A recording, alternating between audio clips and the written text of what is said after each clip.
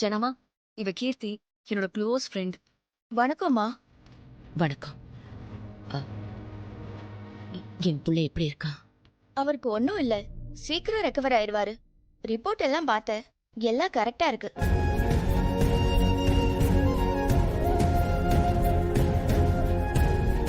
ஜனமா, எனக்கு ஒரு ரெக்வெஸ்ட். என்ன தமிழ்? என்ன ரிக்வெஸ்ட்னு சொல்லிட்டு இருக்க? என்ன பண்ணணும்னு சொல்லு. இல்லம்மா, மாமாவுக்கு இனிமே என்னோட ஃப்ரெண்டு கீர்த்தியை ட்ரீட்மெண்ட் பார்க்கட்டும்.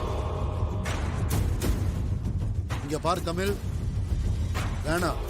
எல்லாத்துக்கும் ஒரு லிமிட் இருக்கு. உன் ஃப்ரெண்டுங்கிறதுனால டாக்டரை மாத்துவியா?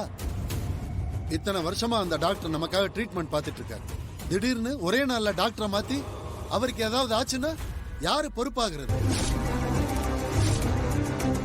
அண்ணே, அவர்கிட்ட இத்தனை வருஷமா பாக்குறோம், எந்த இம்ப்ரூவ்மெண்ட்டும் இல்ல. புதுசா ஒரு டாக்டர் வச்சு பாக்குறதுல தப்பு ஒண்ணும் இல்லையே. மீனா, நீ புரியாம பேசுற. ஏற்கனவே பாத்துக்கிட்டு இருக்க டாக்டருக்கு மச்சான் உடம்ப பத்தி எல்லாமே விலாவரியா தெரியும். அவரும் நமக்கு ராசியான டாக்டர். என்னென்ன ராசியான டாக்டர்? அவர் விழுந்ததுல இருந்து இத்தனை வருஷமா கோமால தான் இருக்காரு. எந்த முன்னேற்றமும் இல்ல.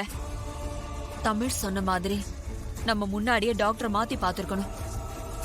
எனக்குமே இந்த டாக்டர் மேல சுத்தமா நம்பிக்கை போச்சு. அவரை குணமாக்குறேங்கிற பேர்ல அவர் உசுருக்கு எந்த ஆபத்தும் வந்துடக்கூடாது. இதுதான் எனக்கு ரொம்ப முக்கியம். மீனா, உன் தாலிக்கு எந்த ஆபத்தும் வந்துடக்கூடாதுமா. அதுக்குதான் நான் பயப்படுறேன்.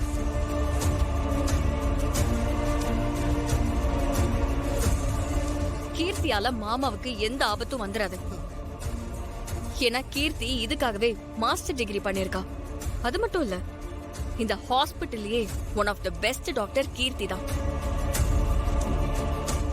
தமிழ், எனக்கு இதுல முழு சம்மதம்.